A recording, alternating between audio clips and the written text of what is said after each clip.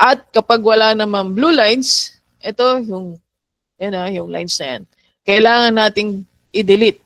Kagaya nito. Okay?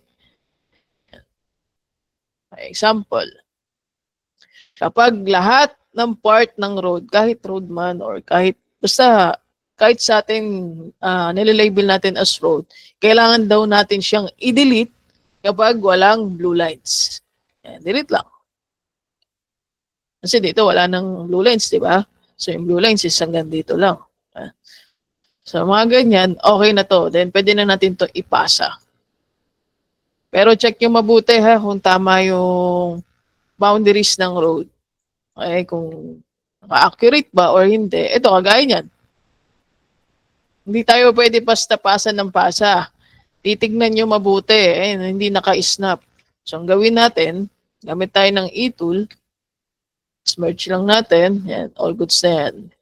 Check nyo lahat ng mga boundaries.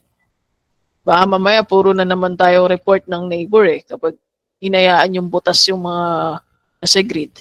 Yan. So, dito naman, meron tayong nakikita blue lines. So, pag mayroong blue lines, basta road, kailangan natin siyang i-capture. Gawin tayo e-tool. Ito, kahit hindi na natin siya makita, pero kailangan natin siyang i-capture. As road, ha? Again lang. Ano lang, hulaan nyo na lang kung ano yung shape ng road na yun. Kapag merong puno na natatakpan. So, ganyan lang. Diba? Okay na yan. Kasi hindi naman talaga natin alam kung ano talaga yung totoong shape na itong road na to. Pero may mga nakikita pa ako dito.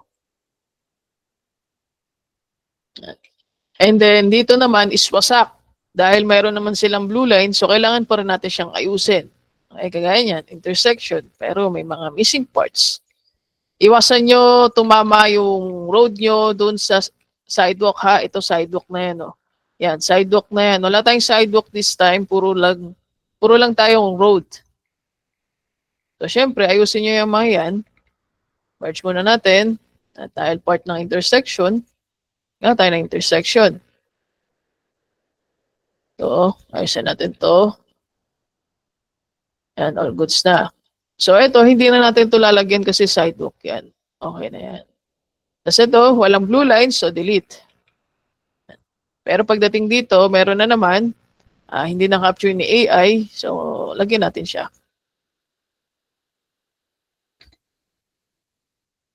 Tapos dito naman, hindi, wag na yan. Siguro parang nasa ilalim niya yung meron pang road dito. Gawin natin siyang road overlap. Okay, road overlap, okay. Intersection, mali. Kailangan maayos ang pagka-capture nyo ng intersection ha at ng mga road overlap. So check natin kung tama yung boundaries ng road. Wala nang missing parts. So okay na. Okay na rin. Wala naman ditong BOC sa part na to. Hindi na natin sobrang kailangan i-check pa yung bawat gilid. Ito, ito hindi naman na to part ng road eh. Media na to guys. Tanggalin niyo tong isang to. Tanggalin niyo yan guys ha. Hindi natin yan nililabel, di ba? Ayan. Parang wall. Tapos dito, parang kahit ganyan na lang oh. Ayan, okay na yan. Kahit na may nakikita tayong road dito, pero hindi na natin yan kailangan i-capture kasi wala namang blue lines. Pero dito, mayroon pa tayong nakikitang road. Ayan. Nakikita pa tayong lines. Tapos yung neighbor natin, meron doon. So dapat dito sa part na to ay merong boundary overlap. O, road overlap. Ayan. So, gano'n lang. Naintindihan ba, guys? Fix and capture if merong blue lines. If walang blue lines, delete lang kahit na road yun. Asa ko na to? Meron ako nakalimutan tanggalin yung median. Ayan yun, babalik ko na mamaya.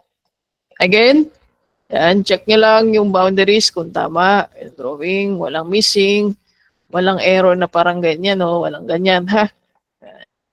Submit. So again, if no blue lines, delete. Delete. Delete din tong part na to. Again, and delete. No blue lines. Ito, ano ba to? Hindi na to dapat pala kasama.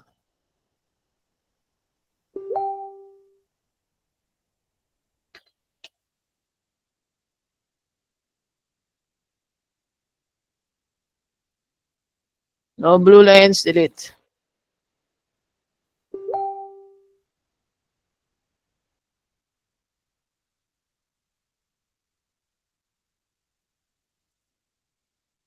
Then, fix yung mga wasak. No blue lines. And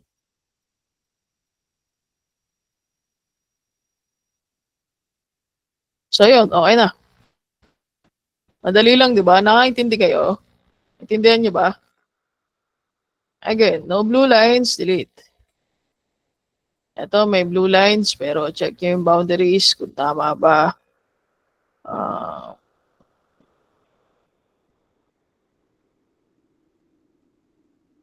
Missing parts. So, ganoon lang. Yan. Okay, last task. Delete, no blue lines. To road part pa to. Parang shoulder. So, yun.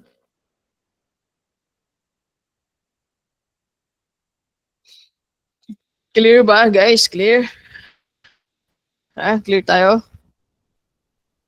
Pero bago kayo lumipat dyan, kailangan nyo munang ubusin yung labeler test at checker test nyo sa 4001. Pa-attendance tayo, attendance. Attendance, kung sino lang ang mag-a-attendance, sila lang yung sasali dito sa tab na to. Guys, hindi to filter ha. Use labeler ID, use checker ID. Default roles tayo. Nagde-demo lang ako sa filter para mas mabilis sa part ko.